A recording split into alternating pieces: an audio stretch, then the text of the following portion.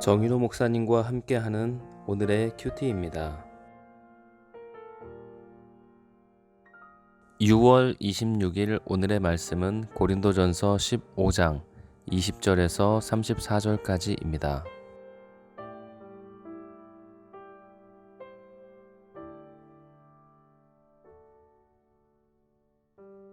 그러나 이제 그리스도께서 죽은 자 가운데서 다시 살아나사 잠자는 자들의 첫 열매가 되셨도다. 사망이 한 사람으로 말미암았으니 죽은 자의 부활도 한 사람으로 말미암는도다. 아담 안에서 모든 사람이 죽은 것 같이 그리스도 안에서 모든 사람이 삶을 얻으리라. 그러나 각각 자기 차례대로 되리니 먼저는 첫 열매인 그리스도요, 다음에는 그가 강림하실 때에 그리스도에게 속한 자요, 그 후에는 마지막이니 그가 모든 통치와 모든 권세와 능력을 멸하시고 나라를 아버지 하나님께 바칠 때라. 그가 모든 원수를 그 발 아래에 둘 때까지 반드시 왕 노릇 하시리니 맨 나중에 멸망받을 원수는 사망이니라. 만물을 그의 발 아래에 두셨다 하셨으니 만물을 아래에 둔다 말씀하실 때에 만물을 그의 아래에 두신 이가 그 중에 들지 아니한 것이 분명하도다. 만물을 그에게 복종하게 하실 때에는 아들 자신도 그때에 만물을 자기에게 복종하게 하신 이에게 복종하게 되리니 이는 하나님이 만유의 주로서 만유 안에 계시려 하심이라. 만일 죽은 자들이 도무지 다시 살아나지 못하면 죽은 자들을 위하여 세례를 받는 자들이 무엇을 하겠느냐? 어찌하여 그들을 위하여 세례를 받느냐? 또 어찌하여 우리가 언제나 위험을 무릅쓰리요? 형제들아, 내가 그리스도 예수 우리 주 안에서 가진 바 너희에 대한 나의 자랑을 두고 단언하노니 나는 날마다 죽노라. 내가 사람의 방법으로 에베소에서 맹수와 더불어 싸웠다면 내게 무슨 유익이 있으리요? 죽은 자가 다시 살아나지 못한다면 내일 죽을 터이니 먹고 마시자 하리라. 속지 말라. 악한 동무들은 선한 행실을 더럽히나니 깨어 의를 행하고 죄를 짓지 말라. 하나님을 알지 못하는 자가 있기로 내가 너희를 부끄럽게 하기 위하여 말하노라. 아멘. 오늘 말씀의 제목은 죽음, 부활, 그리고 심판입니다. 고린도전서 13장은 사랑의 장입니다. 이에 비해서 고린도전서 15장은 부활장입니다. 오늘 말씀에서는 부활의 첫 열매가 되시는 그리스도로 인해서 부활 때에 일어날 일들을 설명하고 있습니다. 첫 번째로 부활의 근거를 봅니다. 20절 말씀입니다. 그러나 이제 그리스도께서 죽은 자 가운데서 다시 살아나사 잠자는 자들의 첫 열매가 되셨도다. 부활의 근거는 두 번째 아담인 예수님입니다.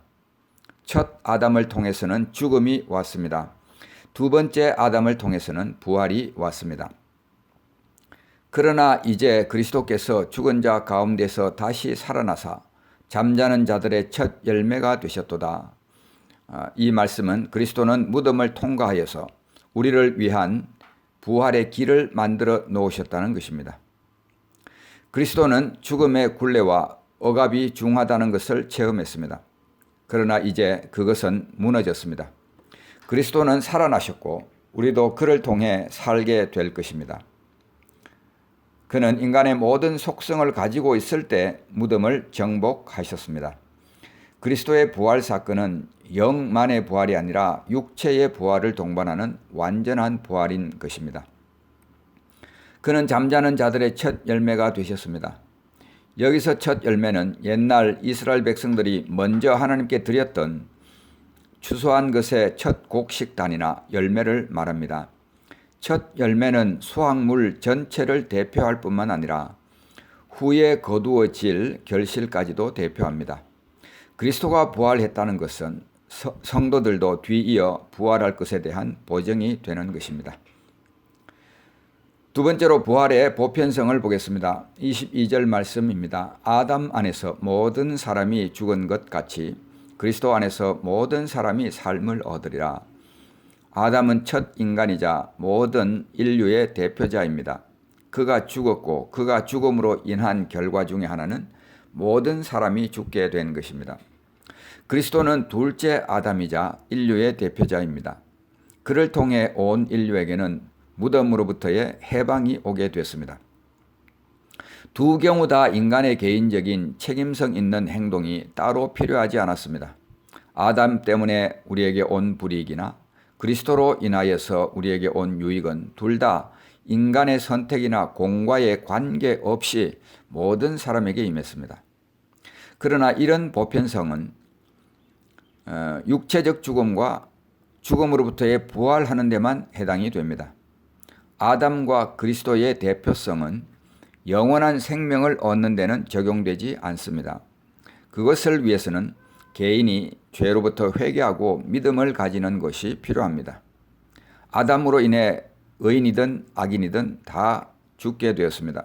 예수님으로 인해 의인이든 악인이든 다 부활하게 됩니다. 그러나 이 둘은 다 같은 운명으로 다시 사는 것은 아닙니다. 개인의 죄와 회개하지 아니한 결과는 다시 살게 될 육체가 감당하게 됩니다. 그래서 데살로니가 후서 1장 8절 9절은 이렇게 말합니다. 하나님을 모르는 자들과 우리 주 예수의 복음에 복종하지 않는 자들에게 형벌을 내리리니 이런 자들은 주의 얼굴과 그의 힘의 영광을 떠나 영원한 멸망의 형벌을 받으리로다. 마찬가지로 개인적으로 회개하고 예수님을 믿은 결과도 다시 살게 될 육체가 얻게 됩니다. 마태복음 25장 46절은 그들은 영벌에 의인들은 영생에 들어가리라 하시니라고 기록하고 있습니다. 자, 세 번째로 부활의 순서를 봅니다. 부활은 차례대로 일어나게 됩니다. 부활은 단회적으로 한꺼번에 일어나는 것이 아니라 시간적인 간격을 두고 일어나는 사건이라는 말입니다. 제일 먼저는 부활의 장본인으로서 그리스도가 부활합니다. 23절 앞부분입니다. 그러나 각각 자기 차례대로 되리니 먼저는 첫 열매인 그리스도요 라고 했습니다. 그리스도는 첫 열매입니다. 추수 중에서 가장 빠르고 귀중한 추수입니다.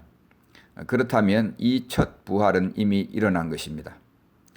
예수님은 일반 추수의 약속이기도 합니다. 그는 하나님께 드려진 첫 열매였고 우리도 그 안에서 주님처럼 변하게 될 것입니다. 두 번째 부활하게 되는 것은 그리스도에게 속한 자들입니다. 23절 후반부입니다. 다음에는 그가 강림하실 때에 그리스도에게 속한 자요. 공동 번역은 이것을 그리스도를 믿는 사람들로 명확하게 번역하고 있습니다. 이들의 부활은 그리스도의 부활 다음에 옵니다. 이 일이 일어나는 때는 그리스도가 강림하실 때가 될 것입니다. 예수님이 처음 이 땅에 왔을 때 우리는 구원을 얻게 되었습니다. 그가 두 번째 오실 때 우리는 부활을 얻게 될 것입니다.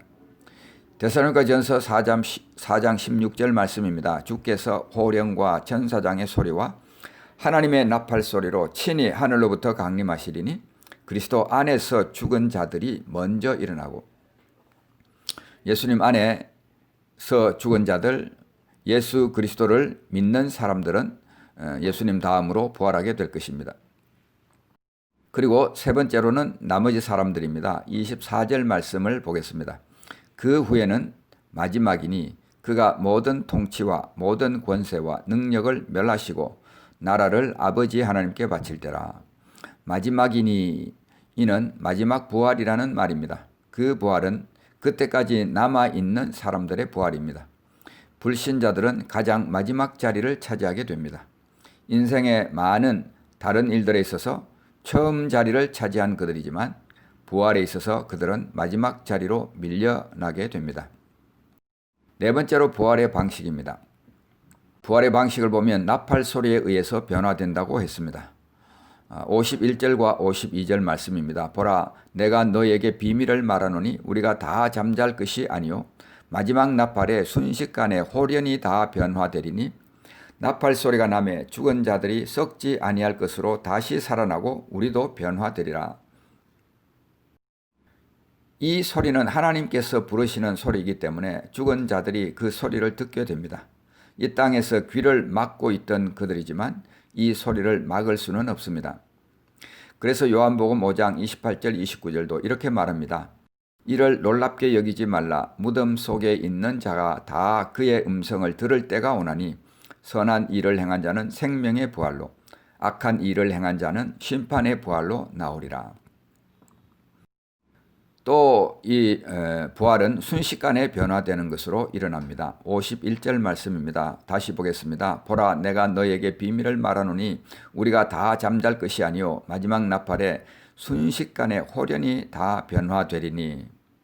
다 잠잘 것이 아니요라는 말은 우리에게 비밀을 보여주고 있습니다. 마지막 때가 되었을 때 살아있는 사람들도 있을 것이라는 사실입니다. 이처럼 어떤 사람들은 살아서 주님의 재림을 맞이하게 됩니다. 순식간에 홀연히 다 변화되리니, 사람들의 변화는 순식간에 홀연히 일어나게 됩니다.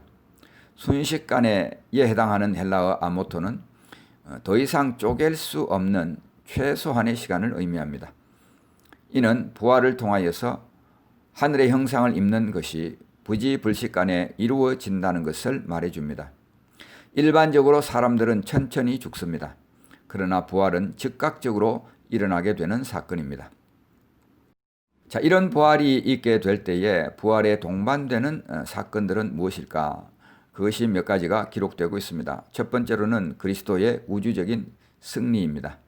24절 앞부분입니다. 그 후에 마지막이니 그가 모든 통치와 모든 권세와 능력을 멸하시고, 모든 통치와 모든 권세와 능력, 이것은 하나님을 대적하는 영적 세력들을 가리킵니다. 그리스도가 대적하는 모든 세력을 멸하십니다. 그들은 예수님의 발 앞에 무릎을 꿇게 됩니다. 악의 세력들은 지금 크고 강하게 보이지만 주님의 권능에 비하여 작고 연약할 뿐입니다. 그리스도가 왕으로 오시는 날 그 앞에 모든 무릎이 꿇고 절하게 됩니다. 그는 모든 산자와 죽은 자의 주가 되실 것입니다.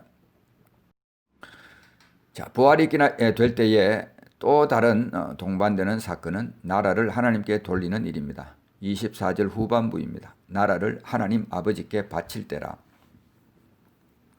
사탄과 그의 세력들은 이 세상에서 영향력을 행사하고 있고 수많은 추종자들을 가지고 있습니다.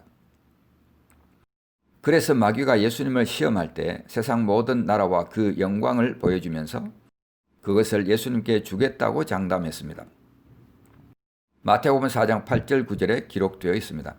마귀가 또 그를 데리고 지극히 높은 산으로 가서 천하 만국과 그 영광을 보여 이르되 만일 내게 엎드려 경배하면 이 모든 것을 내게 주리라. 인간이 마귀를 경배함으로써 하나님의 통치를 벗어났던 나라는 그리스도가 모든 통치와 권세와 능력을 멸함으로써 하나님께로 다시 회복됩니다. 골로새 2장 15절도 이렇게 말합니다. 통치자들과 권세들을 무력화하여 드러내어 구경거리로 삼으시고 십자가로 그들을 이기셨느니라. 세번역은 이것을 그리고 모든 통치자들과 권력자들의 무장을 해제시키시고 그들을 그리스도의 개선 행진의 포로로 내세우셔서 무사람의 구경거리로 삼으셨습니다. 라고 번역했습니다. 사탄과 그의 추종자들은 이미 무장 해제되었습니다. 법적으로 그렇게 되어 있다는 상태를 말합니다.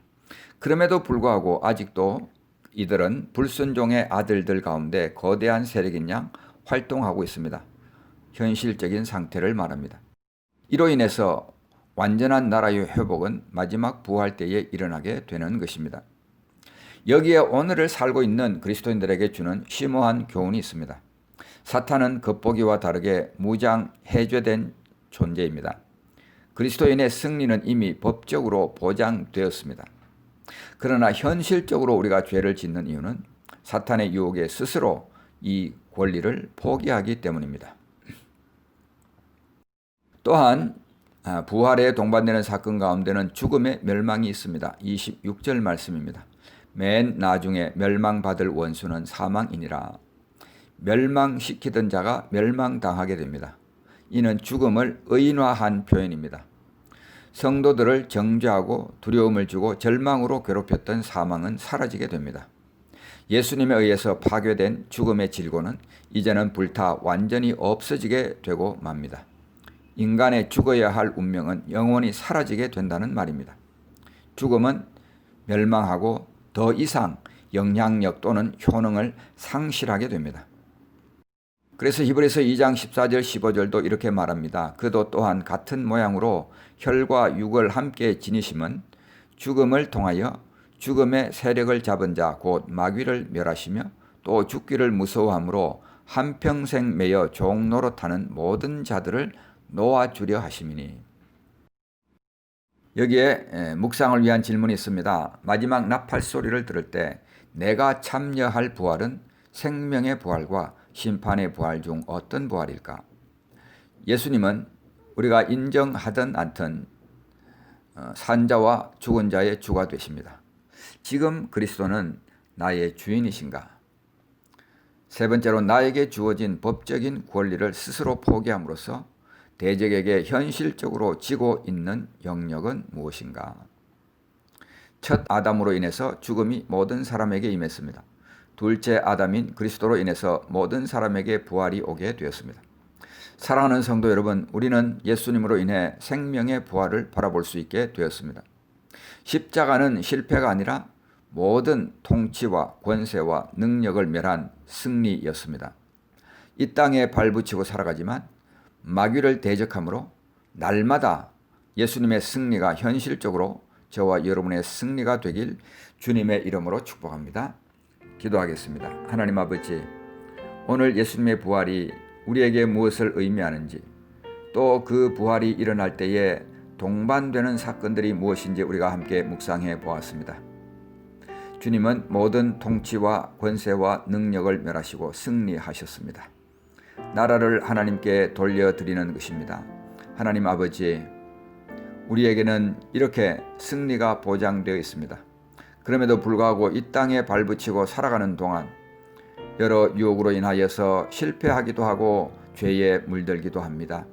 하나님 아버지, 주님께서 성취해 놓으신 이 법적인 승리가 현실 속에서 우리의 승리가 될 수 있도록 은혜를 베풀어 주시옵소서.